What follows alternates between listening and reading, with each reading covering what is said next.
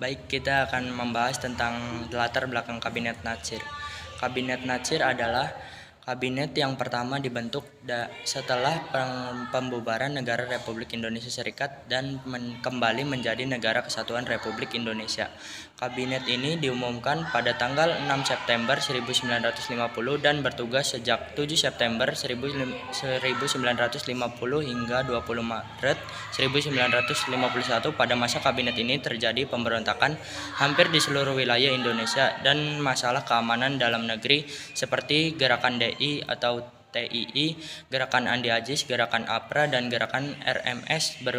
Perundingan masalah Irian Barat juga mulai dirintis tetapi mengalami jalan buntu.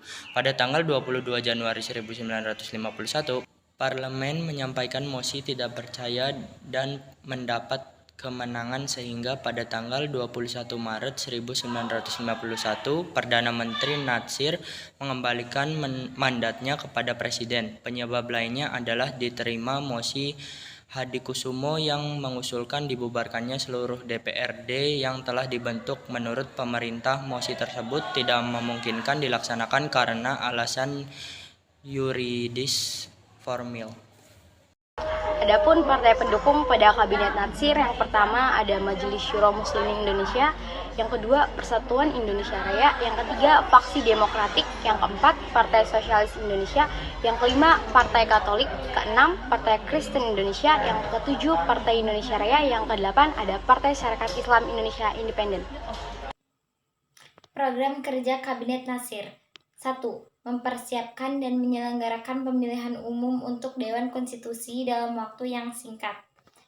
2. Mencapai kondisi dan menyempurnakan susunan pemerintah serta membentuk peralatan negara yang bulat berdasarkan pasal 146 di dalam Undang-Undang Dasar sementara 1950.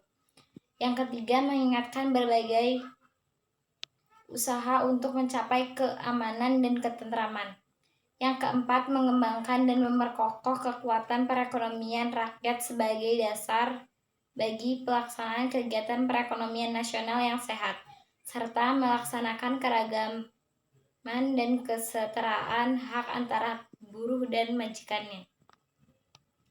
Yang kelima, membantu membangun perumahan rakyat serta memperluas berbagai usaha untuk meningkatkan kualitas manusia dalam hal kesehatan dan kecerdasan.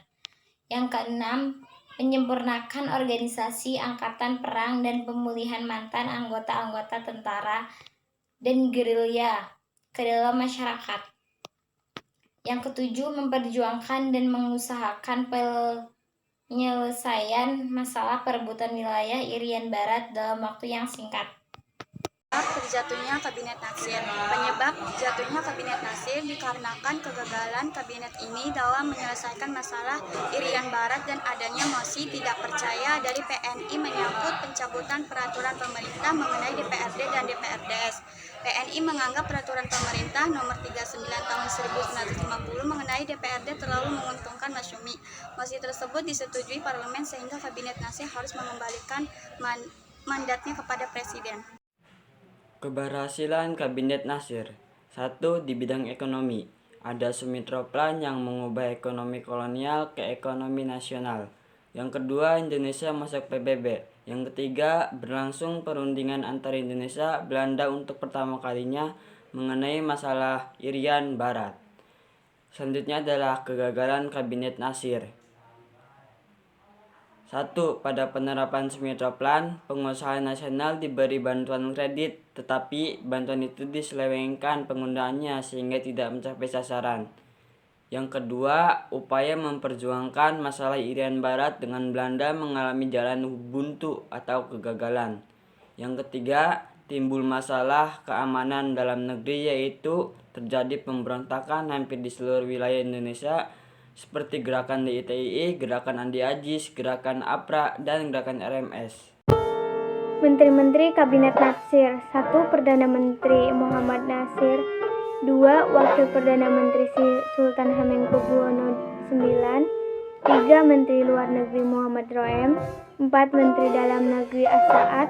5. Menteri Pertahanan Abdul Halim dan Menteri Pertahanan Muhammad Natsir. 6. Menteri Kehakiman Wongsonego. 7. Menteri Penerangan Melkias Agustius Pelaupesi. 8. Menteri Keuangan Syafarudin Prawira Negara. 9. Menteri Pertanian Tandiono Manu. 10. Menteri Perdagangan dan Perindustrian Sumityo Jojo Hadikusumo. 11. Menteri Penghubung Juanda Kartowijaja. 12. Menteri Tenaga dan Pekerjaan Umum Herman Johannes. 13. Menteri Perburuhan Panji Suroso. 14. Menteri Sosial Fredericus Soetrisno Harjadi. 15. Menteri Pendidikan dan Kebudayaan Dr. Randes Bahder Johan. 16. Menteri Agama Wahid Hasjim. 17. Menteri Kesehatan Dr. Randes Johannes Leimena.